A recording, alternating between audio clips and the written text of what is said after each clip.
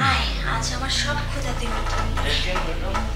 দেখেন তোকে জানি না, সেই শান্তি রে, তুই আসলে অনেক মজা দিতে পারিস। শোনা বন্ধু তুই আমারে কে কে কে আমি আরে কে? আপু আপনি হ্যাঁ।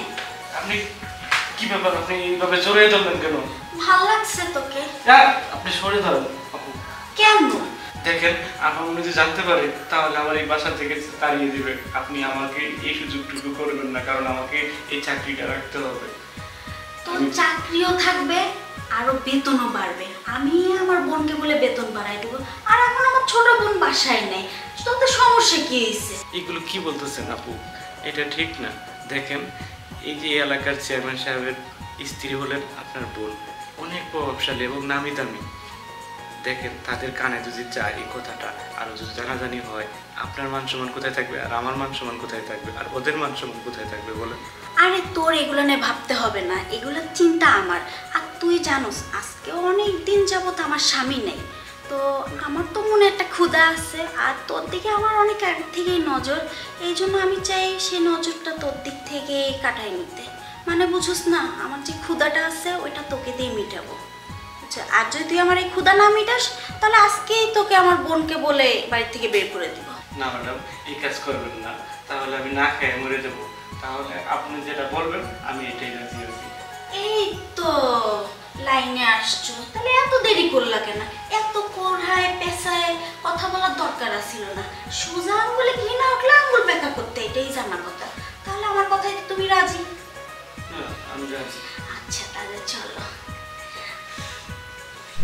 ম্যাডাম, আপনি আমার এত বড় উপকার করলেন। চেয়ারম্যান সাহেব আসার আগে আপনার বড় আমার উপকার করলেন। আরে বোকা, কান্না করতেছো কেন? তোমার বিয়ে তো আমি আটকে দিয়েছি, ওটা নিয়ে আর তোমার চিন্তা নেই। আজকে থেকে তুমি আবার মন দিয়ে লেখাপড়া করবে, আর যা খরচ লাগবে যেটা লাগবে তুমি আমার কাছে বলবে, আমি তোমাকে দিব। আপনি চলে যাওয়ার পরে বাবা যদি চাপ দেয় আবার বিয়ের জন্য। আরে দূর বোকামে, আমি তোমার বাবা মাকে এমনভাবে বুঝিয়েছি তারা আর তোমাকে বিয়ের জন্য চাপ দিবে না। আজকে থেকে তুমি মন দিয়ে পড়াশোনা করবে, বাকিটা আমি দেখব। সত্যি বলছেন ম্যাডাম? একদম সত্যি। যেখানে আমি আছি সেখানে তোমার চিন্তার কোনো কারণ নেই। আমি আবারও লেখাপড়া করতে পারবো। আচ্ছা শোনো, বৃষ্টি আসতেছে তো তুমি থাকো, আমি আজকে তাহলে আসি। আর কিছু লাগলে আমাকে জানিও। হ্যাঁ, আমার অনেক খুশি লাগতেছে ম্যাডাম। আচ্ছা ঠিক আছে, আমি তাহলে আসি। আচ্ছা।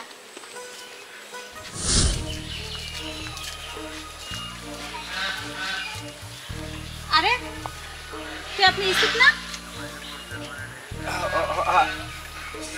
ওয়ালাইকুম আসসালাম।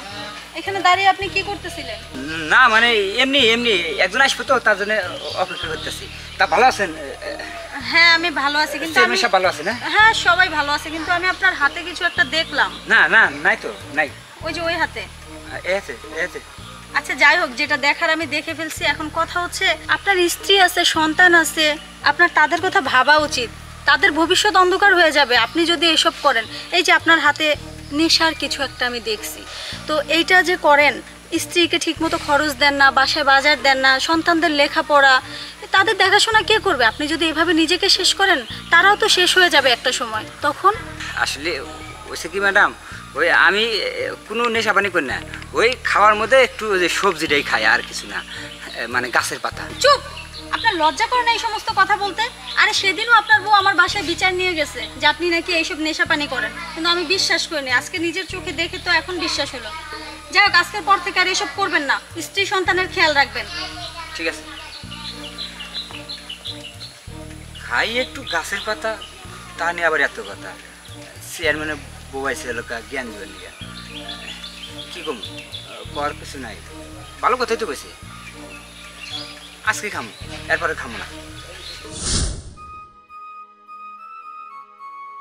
ম্যাডাম, আমি আপনাদের বাসায় গিয়েছিলাম কেন? চেয়ারম্যান সাহেবের কাছে। মানে হয়েছে, আমার জন্ম নিবন্ধনের কাগজে একটু প্রবলেম, তো সেটা ঠিক করার জন্য। ও আচ্ছা আচ্ছা। তো আপনি যদি একটু চেয়ারম্যান সাহেবকে বলে আমার কাগজটা ঠিক করে দিতেন। হ্যাঁ হ্যাঁ অবশ্যই, কিন্তু উনি তো বাসায় নেই, আজকে কাউন্সিলর অফিসে গেছে। টিওনো সাহেব ফোন দিয়েছিল, জরুরি নাকি একটা মিটিং পড়ে গেছে। উনি আসুক, ওনাকে বলে আমি তোমার জন্ম নিবন্ধন কাগজটা ঠিক করে দেবো। ঠিক আছে? Thank you madam. আসলে আপনাদের মতো মানুষ হয় না। আর ওনার মতো চেয়ারম্যান যদি আমাদের এলাকায় থাকে তাহলে আমাদের এলাকায় আর কোনো সমস্যা হবে না। আচ্ছা ঠিক আছে, উনি আসুক, সব কিছু আমি ঠিকঠাক মতো করে দেবো। আসি তাহলে। আচ্ছা ঠিক আছে ম্যাডাম। আসসালামু আলাইকুম। ওয়ালাইকুম আসসালাম। সত্যি ওনারা অনেক ভালো মানুষ, বেঁচে থাকুক সারা জীবন। আয়, আজ আমার সব ক্ষুধাতে দেখেন তো কেন জানি না, সেই শান্তি রে। তুই আসলে অনেক মজা দিতে পারিস। নূর! ছি ছি ছি ছি, নূর, এসব কি? আরে তুই কি ভুলে গেছিস আমার স্বামী এলাকার চেয়ারম্যান আর আমি তার স্ত্রী, আর তুই আমার বোন। শেষ পর্যন্ত তুই কিনা আমার বাড়ির কাজের লোকের সাথে এই নষ্টামি করতেছিস কেন? আরে মানুষ আমাদেরকে কত সম্মান করে, শ্রদ্ধা করে, আমাদের কাছে মানুষ ন্যায় বিচারের জন্য আসে, আর আজকে আমার বোন হয়ে তুই অন্যায় কাজ করতেছিস। তাহলে মানুষ আমাদেরকে কি বলবে? আমাদের মান সম্মান আর রইলো না, সমাজের কাছে তো আমাদের মাথা নিচু করে দিলি তুই। তুই এটা কি করে করতে পারলি? আর তুই না আমার বড় বোন। ধুত, তুই তোর মান সম্মান চিন্তা করতেছিস। তুই আমার ছোট বোন, তুই একবার আমার চিন্তা করছিস?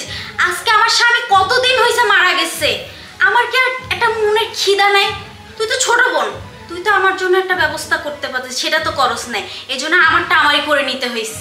আর চুপ, আমি আর এখন একটি কথাও শুনবো না। তুই আমার বড় বোন হতে পারিস, কিন্তু এখন এই মুহূর্তে আমার বাড়ি থেকে তুই বেরিয়ে যাবি। ঠিক আছে, তোর বাড়ি থেকে বের হয়ে যাচ্ছি।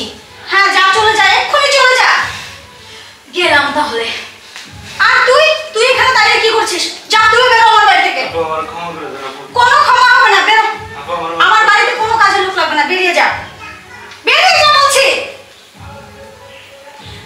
এতটা দিন ধরে আমি এত নিজের আত্মসম্মান অর্জন করলাম, সেগুলো আজকে এক মুহূর্তের মধ্যে ধুলোর সাথে মিশিয়ে দিল।